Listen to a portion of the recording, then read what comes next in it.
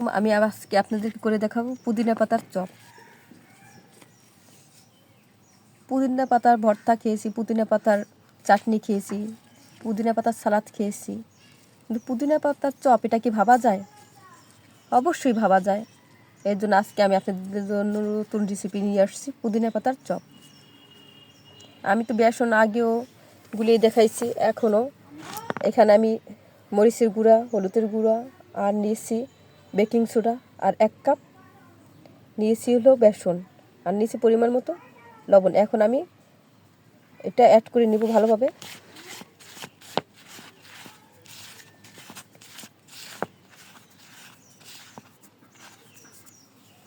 এরপর এর সাথে পানি আমি মিশিয়ে দিব, অল্প অল্প করে মিশাবো।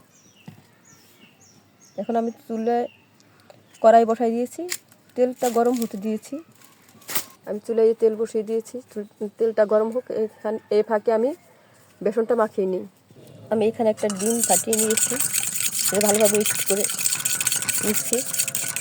এর ভিতরে আমি পুদিনা পাতাগুলো রেখে দিব ভিজিয়ে, তারপর বেসনের ভিতরে ভিজিয়ে নিব। দেখেন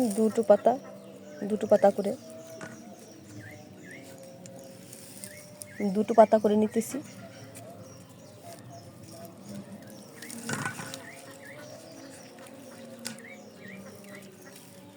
দেখেন এইভাবে ভিজিয়ে রেখেছি। এখন আমার তেলটা গরম হয়ে গেছে। এখন আমি এইভাবে বেসনের ভিতরে জড়িয়ে আমি দিয়ে দিব।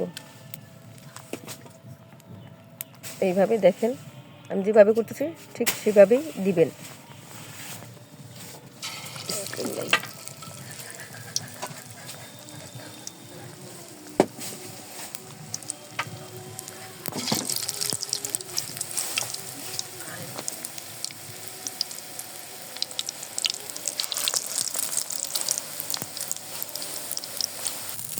দেখেন দিয়ে দিয়েছি সবগুলো। এখন একটু নেড়ে চেড়ে দিব, একটার সাথে একটা না লাগে।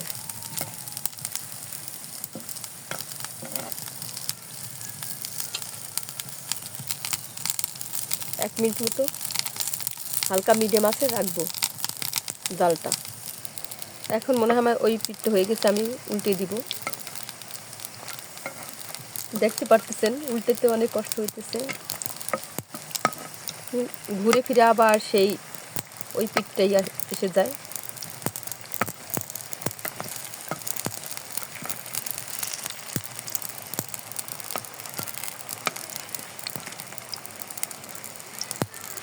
এটাকে উল্টেতেই পারতেছি না।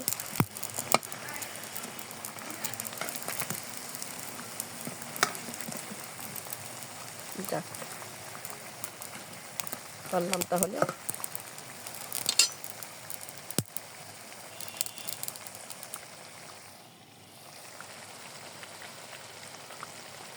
উল্টে নিয়েছে।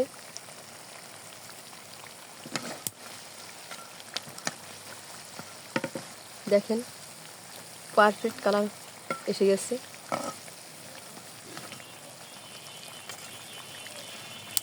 এখন আমি আর 1 মিনিটের মতো মিডিয়াম আঁচে ভেজে নিব।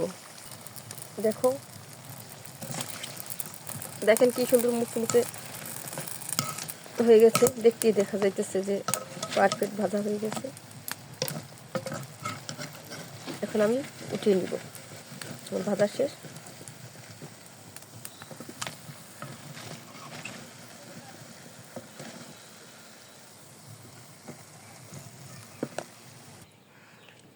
দেখেন আমার পুদিনা পাতার চপ হয়ে গেছে।